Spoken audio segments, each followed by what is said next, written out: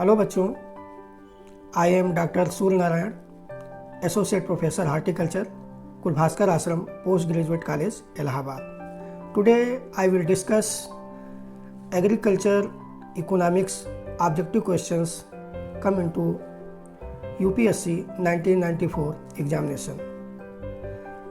तो यहाँ हिंदी और अंग्रेजी दोनों माध्यम के प्रश्न हमने लिए हुए हैं और इन्हीं पर प्रश्नों पर विश्लेषणात्मक एनालिटिकल चर्चा की जाएगी और हमें उम्मीद है कि किसी न किसी रूप में आने वाली परीक्षा में आपको जो एग्रीकल्चर की विशेष वैकेंसी निकली थी उसमें लाभ करेगा और आप जो है उससे कुछ फ़ायदा उठा पाएंगे। पहला प्रश्न है, the cost of production of crop can be minimised by using economic principle. यानी जब एक इंटरप्राइज हो और दो फैक्टर उसमें काम कर रहे हों, जैसे सिंचाई की संख्या और खाद की मात्रा, दो चीज़ों के माध्यम से हम उत्पादन बढ़ाना चाहें तो वास्तव में कितनी सिंचाई हो और कितनी खाद डाली जाए, लागत न्यूनतम आए और उत्पादन हमको निश्चित प्राप्त हो। ऑलरेडी जैसे 50 कुंटल है तो 50 कुंटल हमको प्राप्त हो, और सिंचाई की संख्या और खाद की मात्रा के कॉम्बिनेशन हम देखेंगे और जो सबसे कम कीमत का कॉम्बिनेशन आएगा उसी को मान लेंगे लीस्ट कास्ट कॉम्बिनेशन है और वही उत्पादन, उसी पर हम उत्पादन करेंगे। तो यहाँ कह रहा है the cost of production of crop can be minimised by using of economic principle. तो यहाँ पे डी ऑप्शन सही हो जाएगा, principle of least cost combination, यानी न्यूनतम लागत संयोग का सिद्धांत।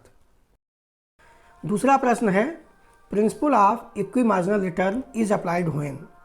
यानी सम सीमांत प्रतिफल सिद्धांत तब लगाया जाता है जब the resources are unlimited, the resource price are high, the prices of resources are varying, the resources are limited. तो ये जान लीजिए बच्चों, कोई भी उद्यम लगाइए उसमें हमेशा रिसोर्स की स्कैर्सिटी रहती है और चाहे जो भी सिद्धांत हो, किसान के पास साधन सीमित होते हैं तो वही पूछा है। तो इसमें डी ऑप्शन सही होगा, द रिसोर्सेज आर लिमिटेड, साधन जहां सीमित हों, यही इसका ऑप्शन सही है। प्रश्न तीसरा दिया हुआ है कि do the TC and VC increase with increase in the output. क्या निर्गत की बढ़ोतरी होने पर कुल लागत और परिवर्ती लागत में वृद्धि होती है। हम जानते हैं कि टोटल कास्ट जो होती है वो फिक्स कास्ट और प्लस वेरिएबल कास्ट, यानी टोटल कास्ट और वेरिएबल कास्ट बढ़ने से क्या आउटपुट बढ़ेगा।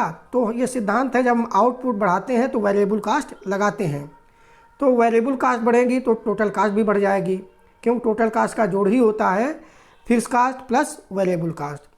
तो निश्चित रूप से इसमें सी ऑप्शन नेवर नहीं होगा, पार्शली नहीं होगा, विद डिक्रीज इन पॉइंट नहीं होगा, तो इसमें यस का ऑप्शन होगा, यानी हाँ। ये कहने का तात्पर्य है कि टोटल कास्ट और वेरिएबल कास्ट बढ़ने से आउटपुट बढ़ता है, या आउटपुट बढ़ाएंगे तो टोटल कास्ट और वेरिएबल कास्ट बढ़ेगी।